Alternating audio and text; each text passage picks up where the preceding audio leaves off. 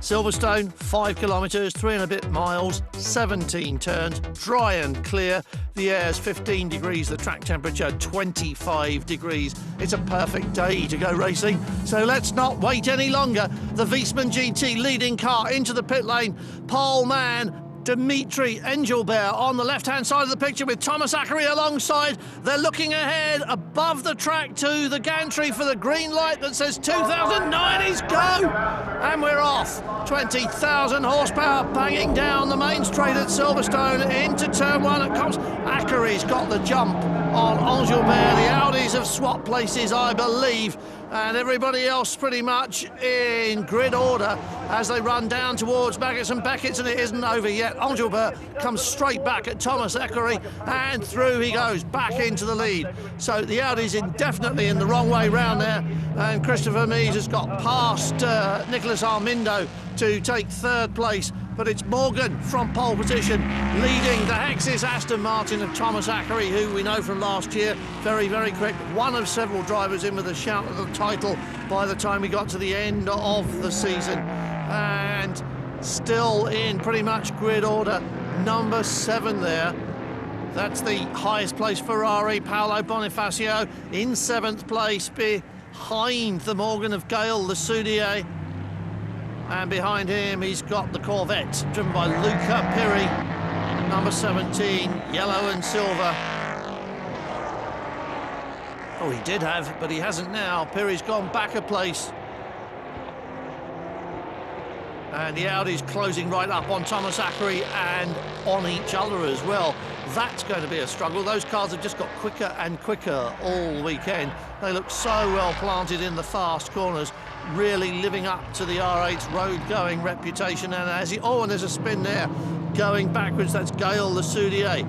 And I think he did that one all by himself. Let's have a look. Yes, just lost the back end of the Morgan. And Bonifacio coming under attack as well. Oh, and that is Walter Salles, number 1. That is the Ford GT, and again, he did it all by himself, but look who he's collected.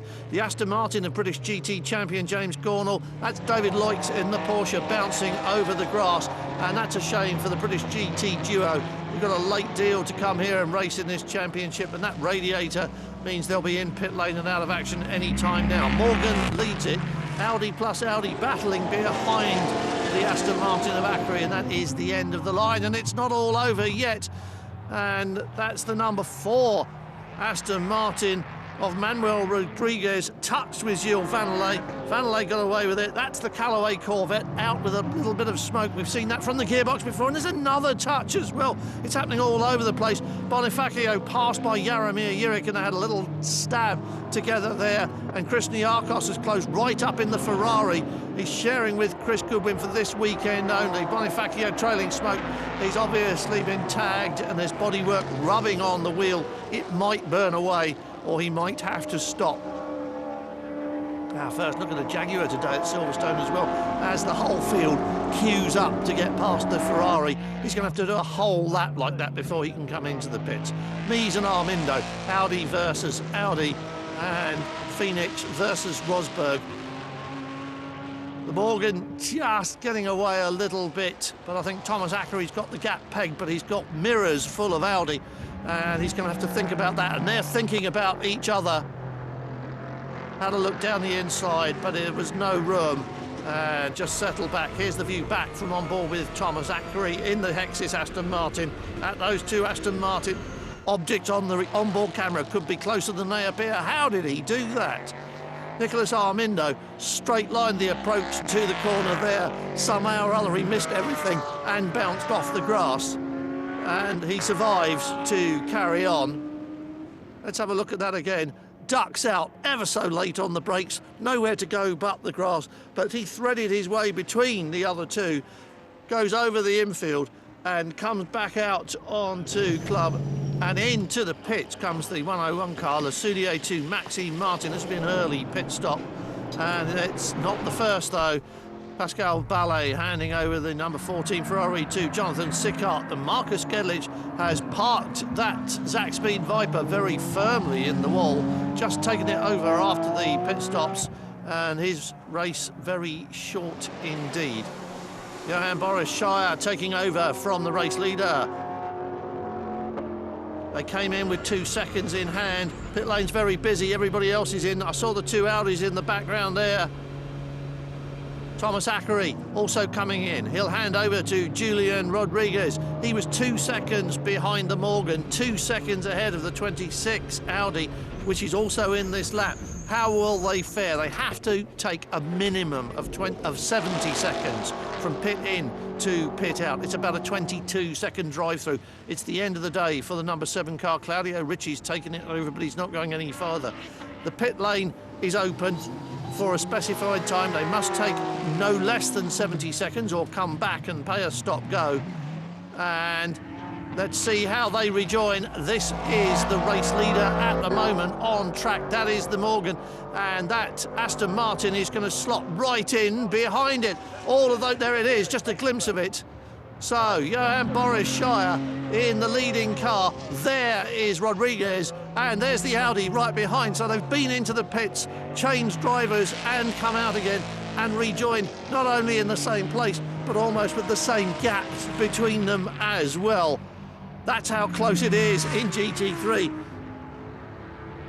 Formation rejoined, but Christopher Haas in the Audi now closing in on Rodriguez and starting to look very racy indeed behind him.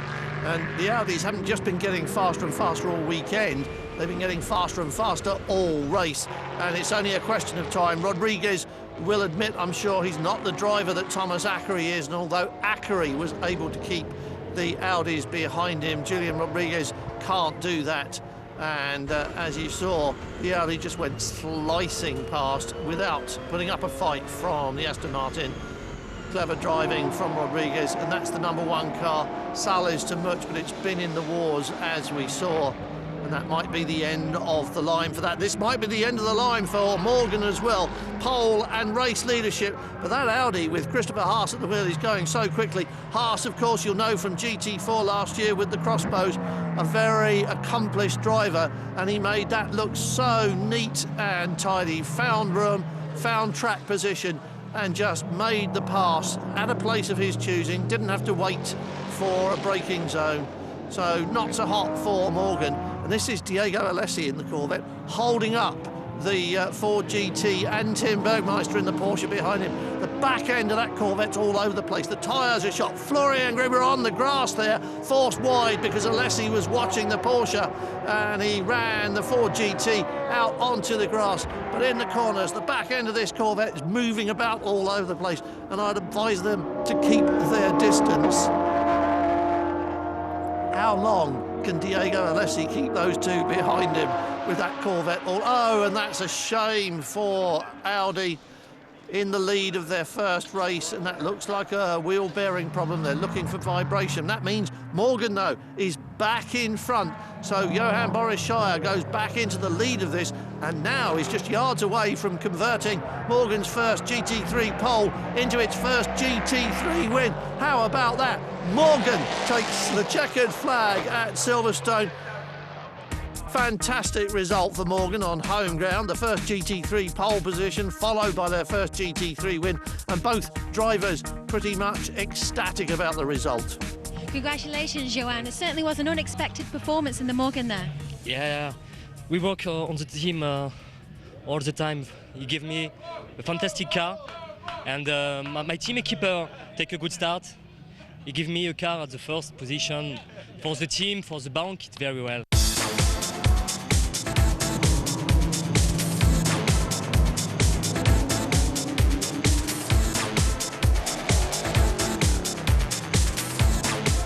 Champagne time on the podium, but they do it all again in just a moment.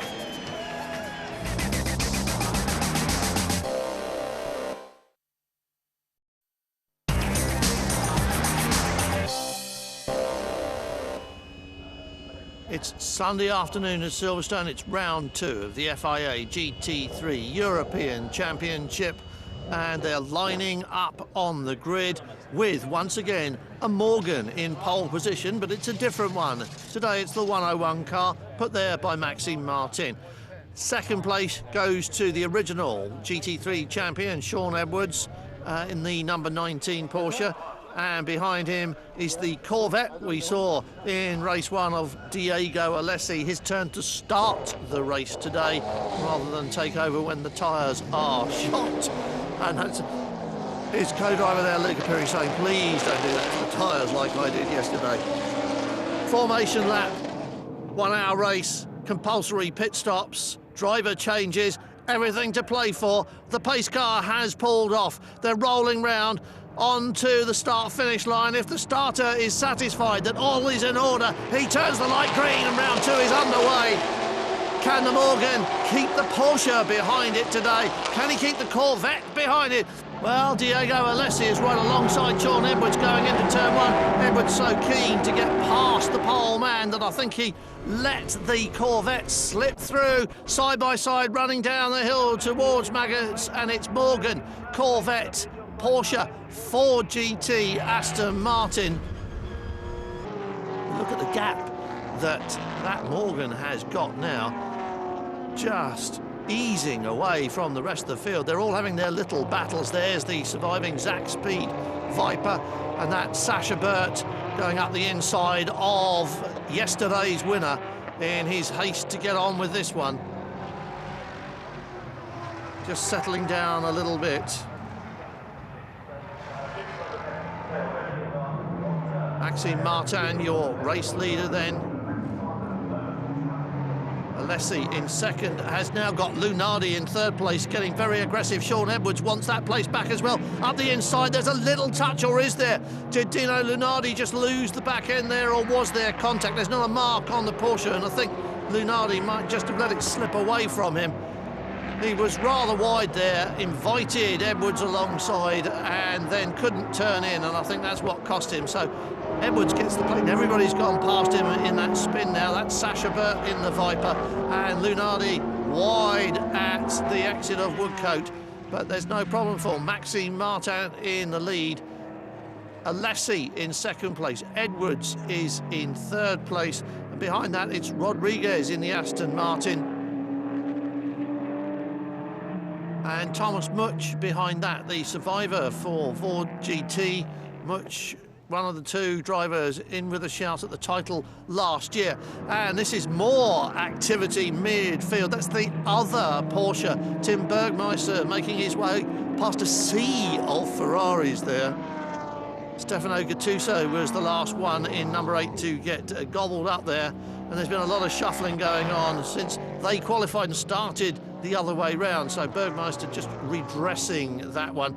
That's the CRS Ferrari, number 56 car. Phil Grove just in front of Lunardi in the Ford GT, now recovering.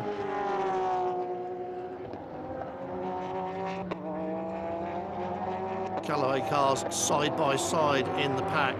Wolfgang Kaufmann and Jürgen von Gartzen. And a glimpse of the Alpina BMW just behind them.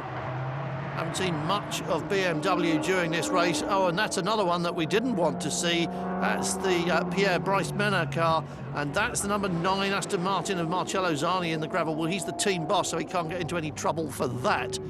Sasha Burt in the Viper being persecuted by Thomas Much. American muscle, Blaze American muscle. Oh, and they touched there. That was pretty much inevitable, I think. They've been running close together, and both of them have paid the price. The left front of the Ford GT tagged the Viper. Watch it again. Much sold him the dummy, brilliantly coming into Stowe, dived to the other side, and he sold it too well. Sasha Burt had absolutely no idea.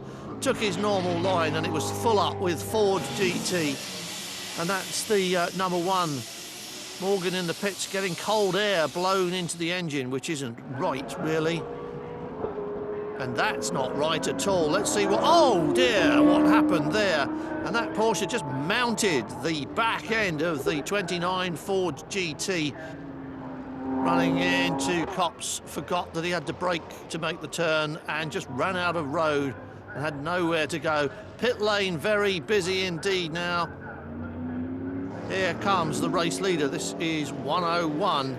Maxime Martin handing over to Gaël Lestudier. Sean Edwards handing the 19 Porsche over to Oliver Morley. There is just no excuse for that. Absolutely no excuse, but luckily both drivers perfectly okay. Very big accident at high speed. Let's see now, after the pit stops, Oliver Morley is about to become fodder for that Audi, looking so aggressive behind it. Sean Edwards, the quicker of the two, qualified much further ahead than Oliver Morley, and now you can see that the Audi has got the legs of its rival. These two cars, of course, created in a similar vein. The Audi specifically designed to take on the 911, and that is the result. Christopher Haas, as you can see, back behind the wheel of the Phoenix car, and we saw him in action in round one, looking very strong indeed.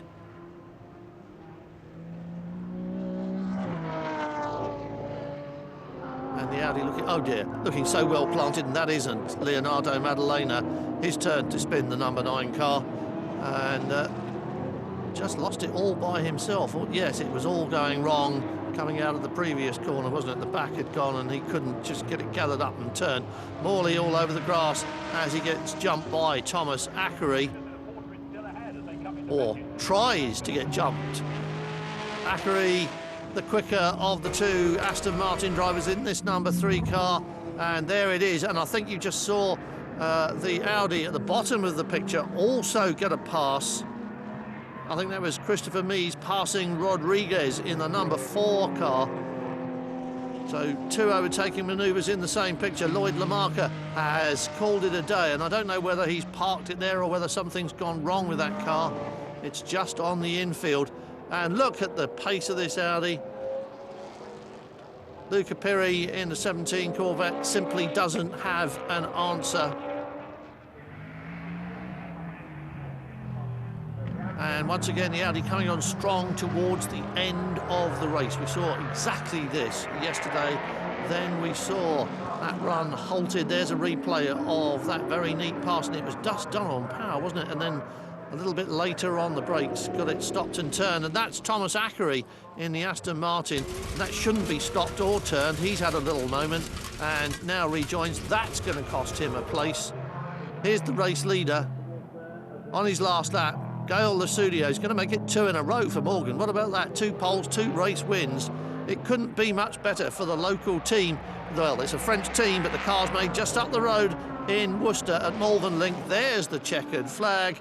And Morgan indeed does the double at Silverstone. And look, Ackery caught by Nicholas Armindo and lets him through, recovering after his spin. It sounded a little bit clunky when he came back on track, and he may have a problem, but he's just dropped a place there as they go over the line. Confirmation of a double podium for Audi in their second race, and confirmation too that Morgan and Auto GT Racing have done it again. 2 pole positions, 2 wins. Congratulations, Gail. You certainly both fought hard to maintain that front position. Yes. Maxime took a good start. He pushed a lot, and I have to keep the car, to keep the tires, because it was very, very hard on the front of the car.